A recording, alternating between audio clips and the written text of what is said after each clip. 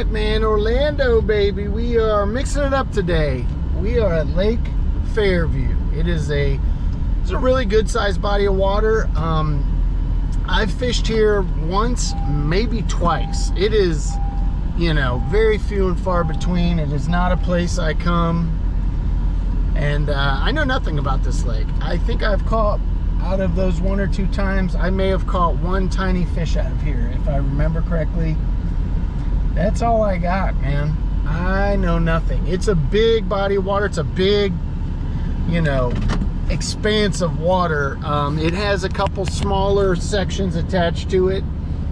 We are dropping in right at the main boat ramp, right on the northwest side of the lake.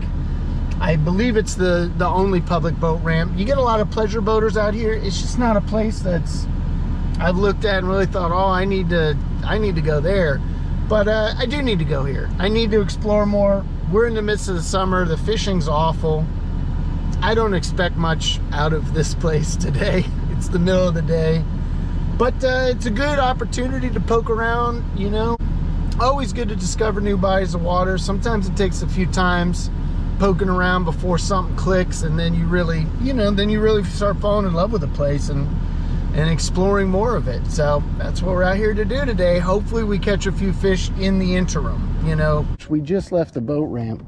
Saw two, like, probably 2-pound bass. Water clarity, really clear.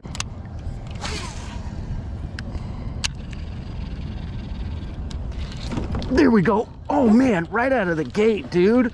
Right out of the gate. Tossing a little swim bait around. We're over a kind of a deeper section of pondweed, kind of a flat of curly leaf pondweed.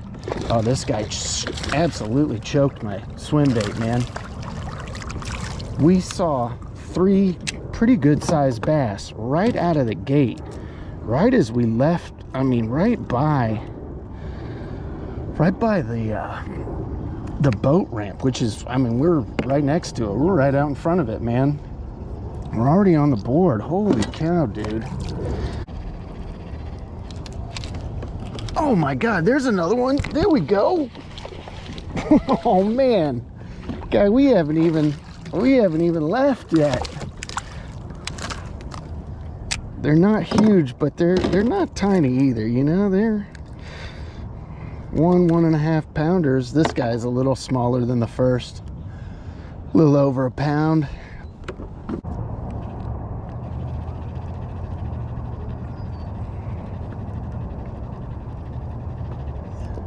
There's another one. Oh God, dude, that guy loaded up on it. Oh man, I missed him. Oh man. Oh my God, guy. Man, just when I said I wasn't excited about this, I'm getting excited.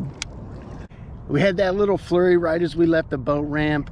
We zigzagged along the shoreline, kind of poking and prodding through those grass areas where I was seeing a lot of pondweed. That's kind of grass fishing, man. You know, there are little pockets. You just have to cover water, and you'll hit little areas or whatnot where you just get a little flurry of bites. That also could be dependent on feeding windows throughout the day. You know, there could be fish everywhere and they're just not feeding right now, and then when those feeding windows pop up, that's when you're getting bit. So kind of a couple things at work. What I am noticing, you know, something I wanted to bring to light, because I had no idea there was this much grass in this lake. The very first time I fished here, it was murky, nasty water. There's no visibility. So there is a benefit to coming out today and completely sweating my gonads off. We got a lot of sun, a lot of calm, and when the water really slicks out, you're having the clarity of the water. We're getting like 10-15 foot of visibility. I can see straight down. I can see all the grass that's in this lake.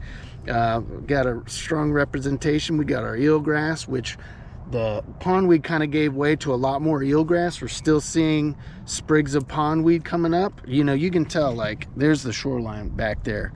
We're like 200-300 feet off the shoreline. We're out in deeper water, and there is grass everywhere. And there you go, floating on the surface, one of my favorites, some hydrilla. And I know there's hydrilla in this lake because I fished this, if you look straight across. So there's a restaurant, and that's OBT over there. So there's a couple little offshoot coves of Lake Fairview. We're on the main lake right here. There's a cove over there with a big flat, and you know, I've been, what you read online, fish will push bait up on that flat and feed. We got a ton of docks, but back there in those coves, I've fished those coves one time. I dropped in over there off OBT, and there's a lot of hydrilla over there. So I knew there was hydrilla in this lake, but so there's a ton of grass. Just, I didn't realize the depth and extent of the grass, which I love it. I love to see me some grass. Because what that does for me, someone without electronics, I have to use my eyeballs to see what's in the water. I'm out here in the middle, in deeper water, you know, fan casting this swim bait around. I just have that odd sense of confidence because I'm seeing grass. I know that fish could be out here. You know, if it's more of a barren plain, then you got to start lucking into areas where, like, maybe there's a shell bar or a brush pile, you know, stuff that I can't really see very well because I don't have electronics. It's not something it's something I'm going to luck into. And it's tough to, you know, drift and fan cast open water with that level of confidence. But seeing all this grass, I just know that, man, I can go almost anywhere in this lake and have confidence that there could be fish there. So that's why I love grass fishing. It's a crapshoot. Everything looks uniform. Everything looks extremely juicy, you know, because the bass could be anywhere, man. You know, so hopefully we get into a few more. We're going to poke back in these back coves, maybe finesse fish around some of this hydrilla, especially where it gets deeper in the middle of these coves. Good depth sections that aren't big where I can explore. Ooh, there we go. There we go. There's another one. That was a very subtle bite. Well, it's not a bad one. Oh, there we go. Come on in here, big dog.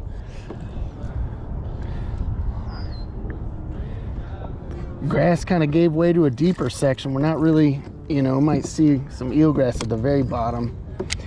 We're kind of in an open section in the grass per se, and that's definitely seemed to be a spot where I've been getting bit today. That seemed to be the deal right where we dropped in, where there's holes and stuff in the grass. This guy, he got it good.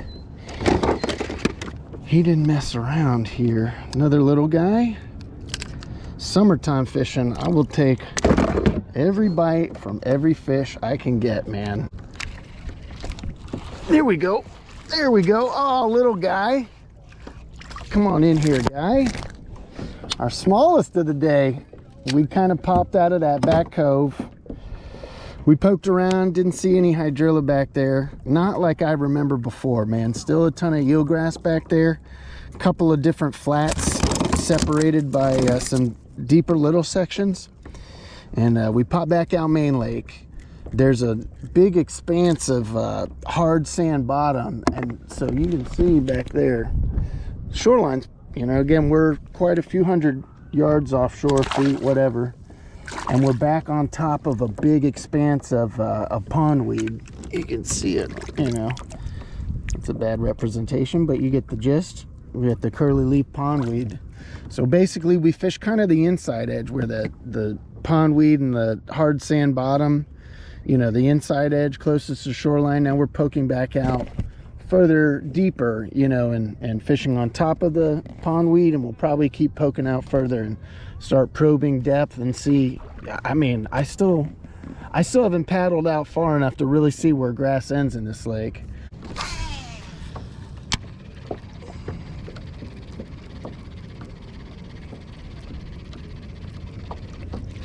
There's another one. There we go.